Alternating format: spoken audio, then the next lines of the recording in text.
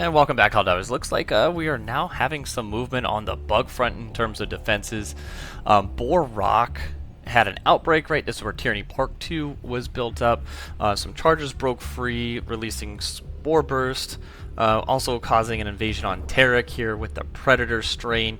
Now, this is a perfect Gambit training opportunity, I think, for new divers, right? Because if we liberate Boar Rock, it started at 50% liberation, then Terrek becomes freed as well, right? It ceases that invasion.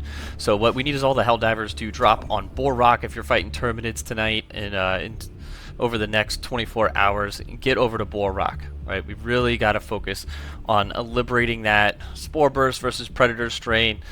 It really depends on your flavor, but we do need the majority fighting on Boar Rock to liberate this planet. I don't think there's really anything special you need to fight the Spore Burst if you haven't played them before, but Predator Strain, if you're fighting them, you definitely want something with some stagger to stop the Predator Stalkers from really swarming you.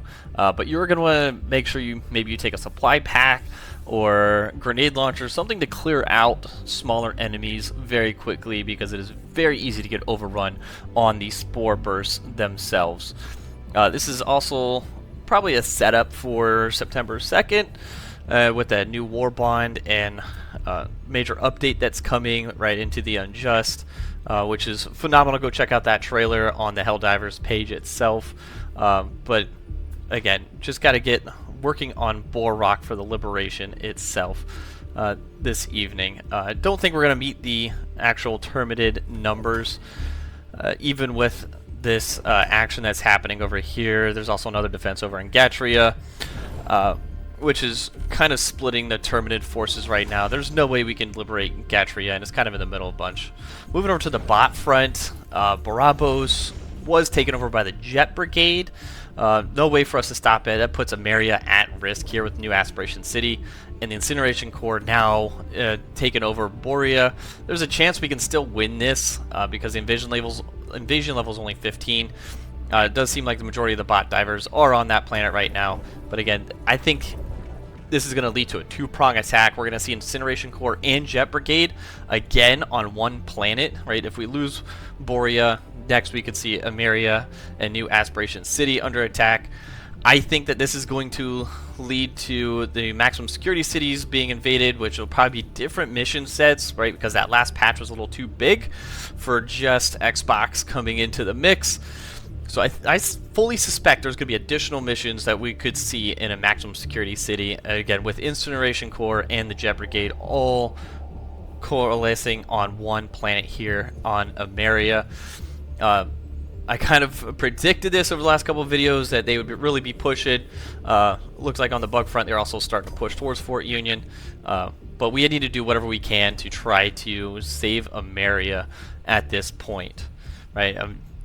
There's really not that many bot divers right now either compared to bugs in Illuminate.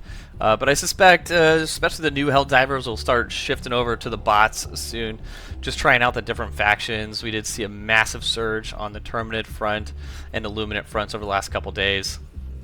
All right, and going back over to the Illuminate, Seyshel Beach, still under invasion. Looks like the Eagle airstrike action is active, right? Stopping that timer for the defense for now. So we have an extra 24 hours to take this over, right?